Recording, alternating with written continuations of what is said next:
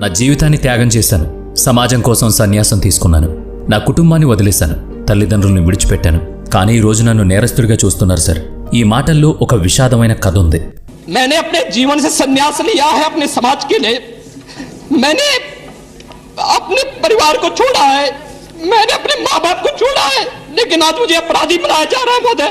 1993లో ఉత్తరాఖండ్లోని పంచూర్ అనే గ్రామంలో నివసిస్తున్న అజయ్ అనే బాలుడు అకస్మాత్తుగా ఇంటి నుంచి అదృశ్యమవుతాడు.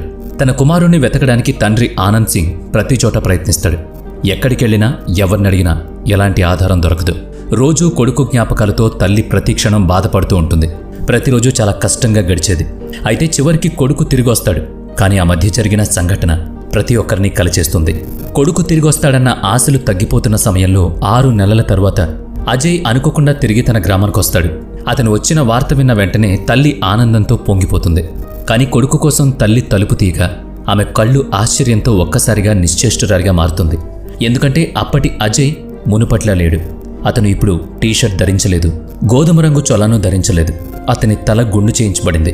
2 చెవుల్లో పెద్ద పెద్ద కుండలున్నాయి. చేతుల్లో ఖడ్గం పట్టుకుని తల్లి దగ్గరకొచ్చి, తల్లి దయచేసి నన్ను ఆశీర్వదించు అన్నాడు. ఇది ఆ తల్లిదండ్రులకు గ్రామస్తులకు ఆశ్చర్యాన్ని కలిగించింది. ఈ సంఘటనపై ఒక ప్రముఖ జర్నలిస్ట్ తన పుస్తకంలో ఇలా రాసుకున్నాడు. ఆ పరిస్థితిని చూసిన తల్లి ఒక్కచోట స్థాణువుగా నిలబడిపోయింది. ఆమె కళ్లతో చూసినా మాటలు రాలేదు. కన్నీళ్లే ఆవేదనగా ప్రవహించాయి. అజయ్ ఆమె ముందే నిలబడున్నాడు. అది నిజమని నమ్మలేకపోయింది. నమ్మాలని ప్రయత్నం చేసినా దానికి ధైర్యం చాలలేదు. కానీ చివరికి తల్లి గ్రహించింది, ఇది సత్యం, ఇది శాశ్వతం. ఆమె ముందు ఇప్పుడు ఉన్న వ్యక్తి ఆమె కొడుకు కాదు. అది యౌన సన్యాసిగా మారిపోయిన తన కుమారుడు. నిన్నటి వరకు కాలేజ్కి వెళ్లి తిరిగొచ్చే చిరునవ్వుతో కనిపించే తన కొడుకు ఇప్పుడు సంపూర్ణంగా మారిపోయాడు. ఈ మార్పు తల్లిదండ్రుల మనస్సులో కలత రేపింది. ఇప్పటి వరకు తాను చూసిన తన కొడుకు అజయ్ ఇప్పుడు ఒక యువ సన్యాసిగా తల్లి ముందు నిలబడ్డాడు. తల్లి మనసు ఒప్పుకోలేదు. ఇది నా కొడుకు కాదేమో అనిపించింది. ఇక ఇదంతా జరుగుతుండగానే అతను, తల్లి భిక్ష పెట్టండి అని ఆమె ముందు నిలబడ్డాడు. తను తట్టుకోలేక, ఏంట్రా ఇది, మనకేదైనా లోటుందా అని అడిగింది. అప్పుడు కొడుకు ప్రశాంతంగా సమాధానమిచ్చాడు. తల్లి, సన్యాసం నా ధర్మం. నేనిప్పుడు యోగిని. ఈ భిక్షతో నా ఆకలి తీరదు, కానీ ఈ భిక్షతోనే నా ఆత్మ సంతృప్తి చెందుతుంది అన్నాడు. అది విన్న తల్లి దిగ్భ్రాంతి చెందింది. కానీ తన కొడుకు ధర్మ మార్గాన్ని ఎంచుకున్నాడని తెలుసుకుని మౌనంగా అంగీకరించింది. తన కోరికను నెరవేర్చగలిగేది ఒక్క భిక్షే అని భావించిన యువ సన్యాసి అజయ్ తల్లి ముందే నిలబడున్నాడు. కన్నీళ్లతో తల్లి అన్నది, నీ వెన్నాళ్లకైనా నా బిడ్డవే. ముందుగా లోపలికొచ్చి తిను, నిద్రపో. కానీ ఆ యోగి అజయ్ తల్లి ప్రేమకు అవకాశమివ్వలేదు. అతను, అమ్మా, భిక్ష తీసుకోకపోతే నేను లోపలికి రాను, మళ్లీ వెళ్ళను. భిక్ష ఇవ్వండి, నేను యోగి మార్గంలో నడుస్తున్నాను. ఈ మాట వినగానే తల్లి లోపలికి వెళ్లి కన్నీళ్లు పెట్టుకుంది. చివరకు తల్లి తన బిడ్డను పూర్తిగా అర్థం చేసుకుని ప్రేమతో భిక్ష ఆయన పాత్రలో వేసింది. ఆ భిక్ష తీసుకున్న వెంటనే యువ సన్యాసి ముందుకు నడవసాగాడు. కానీ అతని మాటలు, అతని ఆత్మవిశ్వాసం, ఆ తల్లి కన్నీళ్ల వెనుక ఉన్న మౌన వేదన, ఇవన్నీ ఇంకా ఆ పర్వతాల్లో ప్రతిధ్వనిస్తున్నాయి. ఇలా ఆ యువకుడు అజయ్ భౌతిక జీవితాన్ని వదిలి ఆధ్యాత్మిక మార్గంలో అడుగుపెట్టి అలక్ నిరంజన్ అనే స్థితికి చేరాడు. ఆధ్యాత్మిక యాత్రలో వెళుతూ అజయ్ సింగ్ విష్ణు ఇప్పుడు యోగి ఆదిత్యనాథుడిగా మారిపోయాడు. ఆయన జీవితంలో ముడిపడ్డ ఇంకెన్నో తెలియని, వినబడిన కథలు మీరు త్వరలో మన ఛానల్లో చూడబోతున్నారు.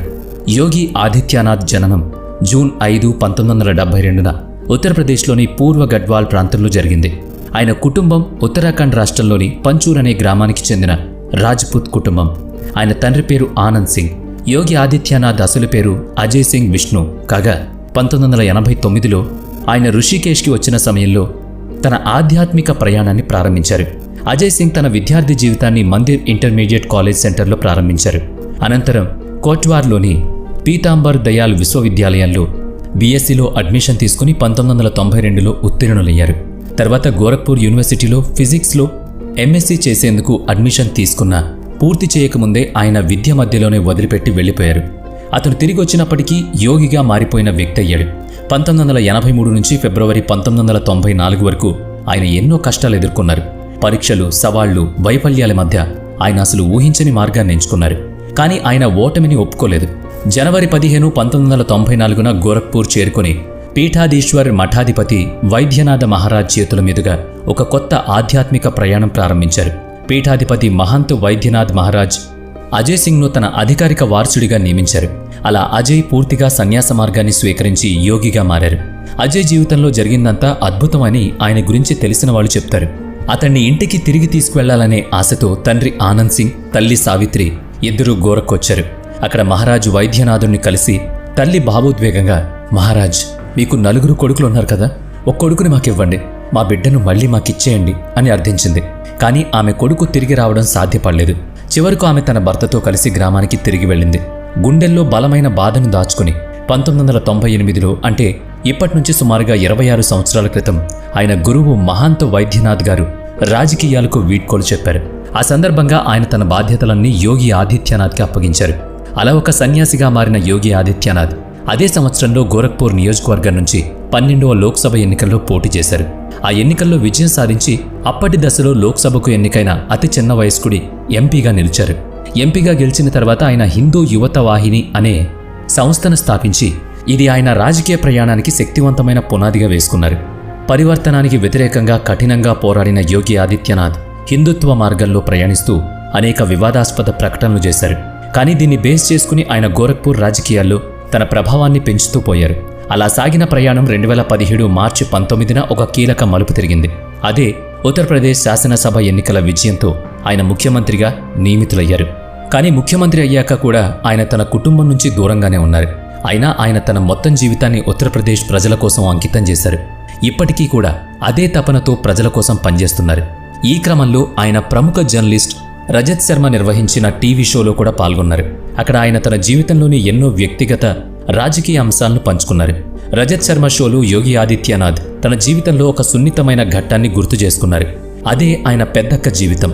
ఆమె చిన్న వయసు నుంచే కుటుంబం భారం భుజాలపై వేసుకుని పాదయాత్రలు చేస్తూ ఛాయ్ అమ్మే చిన్న షాపును నడుపుతూ జీవనం సాగించారు. ఆమె గేదెలను కూడా మేపారట.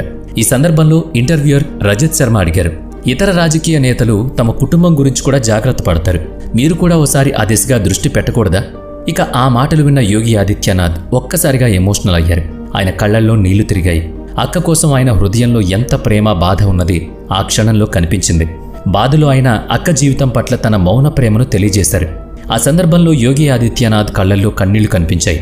ఆత్మవేదనతో, నేను ఒక యోగిని, నా జీవితం, నా బాధ్యత పూర్తిగా ఉత్తరప్రదేశ్ ప్రజలపైనే ఉంటుంది. ఒక ముఖ్యమంత్రిగా నా రాజధర్మాన్ని అనుసరిస్తాను. నేను కుటుంబానికి కాదు, మొత్తం రాష్ట్రానికి చెందినవాణ్ణి. నా శపథం వ్యక్తిగతంగా కాదు, ఇది సమాజానికి, 25 కోట్ల మంది ఉత్తరప్రదేశ్ ప్రజలకు నా జీవితాన్ని అంకితం చేయబడుతుంది అని మరోసారి తన శపథాన్ని గుర్తు చేశారు. ఈ మాటలు విన్న ప్రతి ఒక్కరూ క్షణం పాటు మౌనంగా ఉండిపోయారు. ఎందుకంటే ఇది ఒక నాయకుడు తన వ్యక్తిగత జీవితం, కుటుంబ ప్రేమను వదిలి ప్రజల కోసం త్యాగం చేసిన ఒక జీవితం గురించి, ప్రజల సంతోషం, బాధల్ని నా సొంతమైనవే అని అనుకున్న యోగి ఆదిత్యనాథ్ 30 సంవత్సరాల సన్యాస జీవితం తర్వాత కఠినమైన తపస్సుతో తన బాటను ఎంచుకున్నారు. రెండోసారి ముఖ్యమంత్రిగా ఎన్నికైన తర్వాత ఆయన పంచూరు గ్రామానికి వెళ్లారు. అక్కడే ఆయన తల్లి సావిత్రి గత 3 దశాబ్దాలుగా తన కొడుకు అజయ్ కోసం ఎదురు చూస్తూ ఉంటారు. ఇంటికి చేరిన వెంటనే యోగి మొదట తన తల్లికి పూలమాలతో సత్కరించారు. తల్లి ప్రేమగా చూసి నవ్వుతూ, అయ్యా, నిన్ను గుర్తుపట్టాను అని అన్నారు. ఆయన తల్లి పాదాలను తాకి ఆశీర్వాదం పొందారు. తల్లి సావిత్రి తన మాతృత్వంతో కూడిన ప్రేమను మొదటిసారిగా యోగి ఆదిత్యనాథ్కు పరిచయం చేశారు. ఇక ప్రధానమంత్రి నరేంద్ర మోదీ అధికారికంగా సన్యాసం తీసుకోకపోయినా ఆయన కూడా సంసారాలకు, కుటుంబాలకు దూరమయ్యారు. అయితే యోగి ఆదిత్యనాథ్ మాత్రం కేవలం 20 నుంచి 22 ఏళ్ల వయసులోనే నిజమైన సన్యాసాన్ని స్వీకరించారు. అప్పటి నుంచి ఇప్పటి వరకు ఆయన జీవితాంతం తపస్సుతో నిండింది. ప్రతి ఉదయం 3 గంటలకు బెడ్ వదిలి 4 నుంచి 5 గంటల వరకు యోగా చేస్తారు. ఆ తర్వాత స్నానం చేసి తన శరీరాన్ని మరియు మనసును పవిత్రం చేసుకుంటారు. భక్తితో పూజ చేస్తారు. యోగి ఆదిత్యనాథ్ రోజువారీ మఠం మరియు ఆలయ ప్రాంగణం చుట్టూ తిరుగుతూ అక్కడ పరిశుభ్రతను గమనిస్తారు. చెరువుల్లో ఉన్న చేపలకు దానా వేస్తారు. అలాగే మొక్కలు, పశువులు, పాడి, పంట అన్నీ కూడా ఆయన చుట్టూ ఉంటాయి.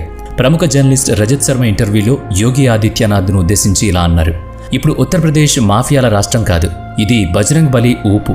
ఈ వ్యాఖ్యలతో యోగి స్పష్టంగా చెప్పారు, ఉత్తరప్రదేశ్ ఇకపై మాఫియాలు, గూండాలు, వృత్తిపరమైన నేరస్తులకు చోటు ఇవ్వని ఒక ప్రదేశం. ఇక్కడ ఎవరైనా తేడా చేస్తే వాళ్ళింటికి బుల్డోజర్ వెడుతుందని చెప్పకనే చెప్పారు.